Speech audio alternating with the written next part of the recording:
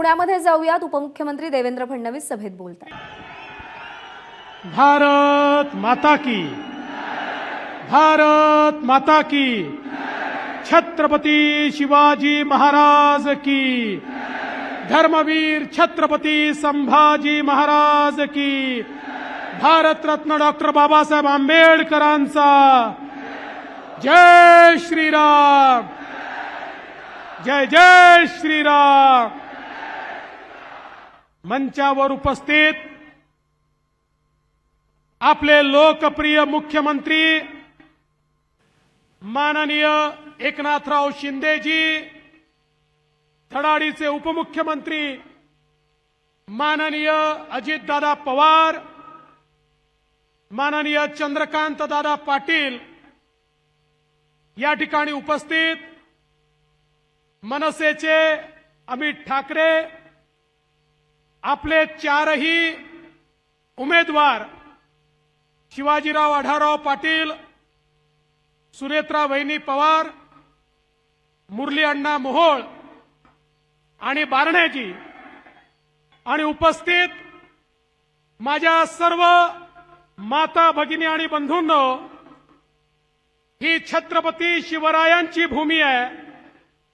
जगातला पहिला surgical strike शाहिस्ती खानावर करणारे छत्रपती शिवाजी महाराज होते. त्यांच्याचकडनं प्रेरणा घेऊन सर्जिकल स्ट्राईक करणारे मोदीजी 2च मिनिटात या ठिकाणी पोहोचतायत. आणि मी असं म्हणेन, पुण्याच्या इतिहासातील सर्वात मोठी सभा जर कुठली असेल तर ती आजची सभा आहे. लोक येतातच आहेत, महापूर आहे. शिंदे साहेब, आपल्या मुंबईमध्ये अरबी समुद्र आहे, पण जनतेचा समुद्र मात्र आज पुण्यामध्ये पाहायला मिळतोय. बंधू भगिनींनो, पुणेकरांचं, पुणे जिल्ह्याचं मोदीजींवर खूप प्रेम आहे.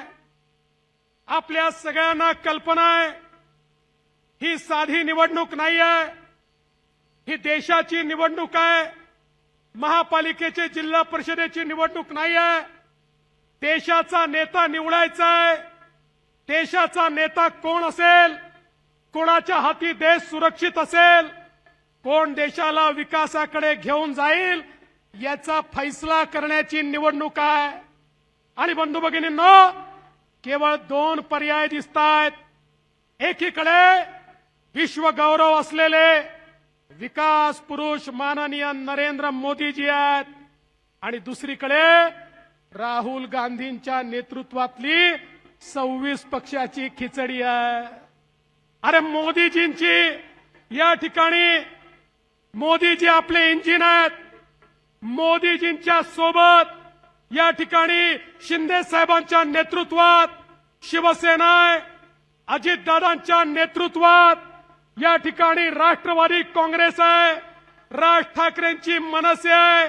आठवलेंची रिपाई आहे, पिरिपा आहे, रासपा आहे. या ठिकाणी रयत क्रांती आहे. या ठिकाणी जनसुराज्य आहे. एक अत्यंत मोठी अशा प्रकारची आपली महायुती आहे. या महायुतीचं इंजिन मोदीजी आहेत. पॉवरफुल इंजिन आहे. या महायुतीच्या इंजिनमध्ये सर्वसामान्य माणसाला बसायला जागा आहे. या ठिकाणी दीन, दलित, गोर, गरीब, आदिवासी, शेतकरी, शेतमजूर, महिला, अल्पसंख्याक, ओबीसी सगळ्यांकरता आपल्या गाडीमध्ये जागा आहे. दुसरीकडे काय अवस्था आहे? दुसरीकडे डब्बे नाहीच आहे, फक्त इंजिन आहे. इंजिन म्हणजे मनसेचं इंजिन नाही, ते तर आपल्यासोबत आहे, पण दुसरीकडे इंजिनच आहे. आणि इंजिनाची अवस्था कशी आहे? राहुल गांधी म्हणतात मी इंजिन आहे, शरद पवार साहेब म्हणतात मी इंजिन आहे, उद्धव ठाकरे म्हणतात मी इंजिन आहे, मुलायम सिंगाचा पोरगा म्हणतो मी इंजिन आहे, लालू प्रसादांचा पोरगा म्हणतो मी इंजिन आहे, स्टॅलिन म्हणतो मी इंजिन आहे, ममता बॅनर्जी म्हणतात मी इंजिन आहे. त्या ठिकाणी डब्बे नाहीयेत, केवळ इंजिन आहे. आणि इंजिन मध्ये बसण्याकरता सर्वसामान्य माणसाला जागा नसते, तिथे केवळ ड्रायव्हर बसतो. आपल्याला कल्पना आहे त्या ठिकाणी राहुलजींच्या इंजिनमध्ये फक्त सोनियाजी आणि प्रियंकाजीला जागा आहे. पवार साहेबांच्या इंजिनमध्ये फक्त सुप्रिया ताईंना जागा आहे आणि उद्धवजींच्या इंजिनमध्ये केवळ आदित्य ठाकरेंना जागा आहे. त्यांच्या इंजिनमध्ये सर्वसामान्य माणसाला जागा नाही आहे. बंधू भगिनींनो, या पुणे जिल्ह्यातले हे 4 आमचे खासदार तुम्ही ज्यावेळी घड्याळाचं बटन, कमळाचं बटन, धनुष्यबाणाचं बटन दाबून निवडून द्याल, या पुणे जिल्ह्याची बोगी थेट मोदीजींच्या इंजिनला जाऊन लागेल आणि पुणे जिल्हा वेगानं पुढे जाईल. आज काय अवस्था आहे बघा. हे पक्ष म्हणतात आम्ही आता आळीपाळीने या ठिकाणी प्रधानमंत्री बनवू. त्यांना विचारलं तुमचा प्रधानमंत्री पदाचा उमेदवार कोण? ते म्हणतात आळीपाळीने प्रधानमंत्री बनवू. मी म्हटलं तर आळीपाळीने बनवायचं तर पहिला कोण ते सांगा. मला असं वाटतं आता ते म्हणतील आम्ही घंटा खुर्ची खेळू, एक खुर्ची ठेवू, त्याच्या भोवती आमचे सगळे नेते हे गिरका घालतील आणि मग जो त्या खुर्चीवर बसेल त्याचा पहिला नंबर, मग तो आऊट. मग पुन्हा घंटा खुर्चीच्या बाजूला फिरतील, मग जो दुसरा बसेल त्याचा नंबर. असे 5 वर्षात 5 प्रधानमंत्री बनवण्याचा विचार यांच्या मनामध्ये आहे.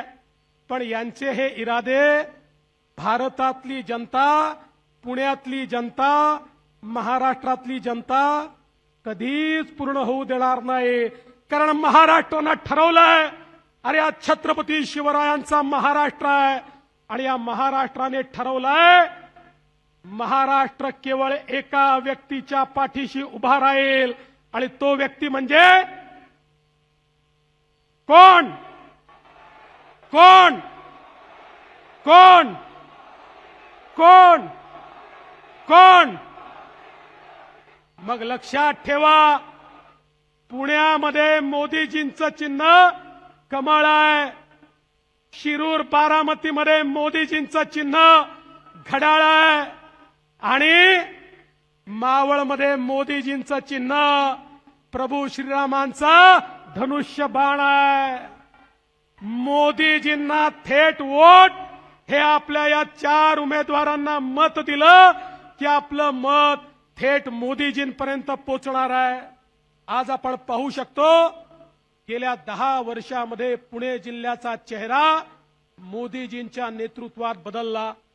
पुण्याची मेट्रो असेल, या ठिकाणी हायवेज असतील, या ठिकाणी मुळा-मुठा नदीचा शुद्धीकरणाचा प्रोजेक्ट असेल, या ठिकाणी 24/7 ची योजना असेल, या ठिकाणी एसटीपीची योजना असेल. प्रत्येक विषय जर या ठिकाणी मी सांगितला तर एक फार मोठी यादी आहे. पुणे शहराला आधुनिक रूप हे मोदीजींच्या माध्यमातून मिळत आहे. आता पुण्याचं नवीन टर्मिनल सुरू झालं, लवकरच त्या ठिकाणी आवागमन सुरू होईल. पुण्याला नवीन एअरपोर्ट देण्याचा मानस आमचा आहे. या पुण्याला देशाचं टेक्नॉलॉजी हब हे करण्याचा विचार आज आमच्या मनामध्ये आहे. मुख्यमंत्री एकनाथराव शिंदेजी, अजितदादा, आम्ही सगळे मिळून पुण्याला टेक्नॉलॉजी हबच्या रूपानं विकसित करतो आणि मला सांगताना आनंद वाटतो. अरे लोक सांगतात बंगलोर हे स्टार्टअप कॅपिटल आहे, कोणी म्हणतं हैदराबाद हे स्टार्टअप कॅपिटल आहे. पण तुम्ही आता या ठिकाणी जर बघितलं देशामध्ये सर्वात जास्त स्टार्टअप कुठे असतील तर ते महाराष्ट्रामध्ये आहे आणि त्यातही सर्वात जास्त मुंबई आणि पुण्यामध्ये आहे. अरे देशाचं स्टार्टअप कॅपिटल हे महाराष्ट्र आहे आणि महाराष्ट्राचं टेक्नॉलॉजी कॅपिटल हे पुणे आहे. महाराष्ट्राचं मॅन्युफॅक्चरिंग हब हे देखील पुणे आहे. बंधू भगिनींनो, लक्षात ठेवा, मोदीजींनी या देशामध्ये मेक इन इंडियाचा नारा दिला आणि मेक इन इंडियाचा नारा दिल्यानंतर काय चमत्कार झाला बघा. जो देश सर्व प्रकारचे शस्त्रास्त्र या ठिकाणी इम्पोर्ट करत होता, आयात करत होता, आता तो देश आपलं स्वतःचं फायटर जेट देखील बनवतो, तो देश आपल्या तोफा देखील बनवतो, तो देश आपली सबमरीन देखील बनवतो, तो देश आपल्या नौका देखील बनवतो आणि यातल्या डिफेन्स मॅन्युफॅक्चरिंग मध्ये सगळ्यात मोठा वाटा जर कोणाचा असेल तर तोही आपल्या पुण्याचा आहे, हे देखील या निमित्ताने सांगितलं पाहिजे. आत्मनिर्भर भारताची सुरुवात जी मोदीजींनी केली ती पुण्याने त्याला हात दिलेला आहे आणि आज या भारतामध्ये आपल्याला कल्पना आहे, अग्नीसारखं मिसाईल आपण तयार केलाय. जगाच्या पाठीवर जे 3 देशांकडे आहे ते आपल्याकडे आहे. 7,000 किलोमीटर दूर कुठेही शत्रूचं ठाणं असलं तरी ते नेस्तनाबूत करण्याची ताकद मोदीजींच्या भारतामध्ये आहे. हा नवीन भारत आहे मित्रांनो, नवीन भारत आहे. आपल्याला कल्पना आहे, आपण तो काळ पाहिलाय. या देशामध्ये आतंकवादी यायचे, या ठिकाणी बॉम्बस्फोट करायचे, या ठिकाणून निघून जायचे आणि आमचे प्रधानमंत्री अमेरिकेपुढे जाऊन रडायचे, बघा बघा तो पाकिस्तान या ठिकाणी येतो, आमच्यावर हल्ला करतो, तुम्ही त्या पाकिस्तानला समजवा. त्या ठिकाणी बॉम्बस्फोट थांबायचे नाहीत. या देशाला कोणी मजबूत मानत नव्हतं, पण तुम्ही बघा मोदीजींच्या राज्यामध्ये बॉम्बस्फोट केल्यानंतर त्या ठिकाणी घुसून सर्जिकल स्ट्राईक आणि एअर स्ट्राईक केला. 2019 नंतर या देशामध्ये बॉम्बस्फोट करण्याची पाकिस्तानच्या बापाची हिंमत देखील झाली नाही. हे मोदीजींनी या ठिकाणी करून दाखवलं. अरे मजबूत भारत तयार केलाय, मजबूर भारत नाही आहे, हा मजबूत भारत आहे.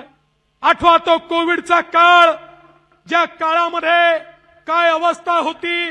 कोविडच्या काळामध्ये आपल्या नातेवाईकांकडे जाण्याची देखील या ठिकाणी चोरी होती, कोणाच्या मौत मिट्टीला जाण्याची देखील चोरी होती आणि त्या काळामध्ये लोक म्हणायचे या भारतामध्ये किमान 40-50 कोटी लोक तरी मरतील. यापूर्वीच्या महामारी लोकांनी पाहिल्या होत्या, त्या प्रत्येक महामारीमध्ये 30-30 वर्षांनी या देशाला लसी मिळाल्या, कोट्यावधी लोक मेले.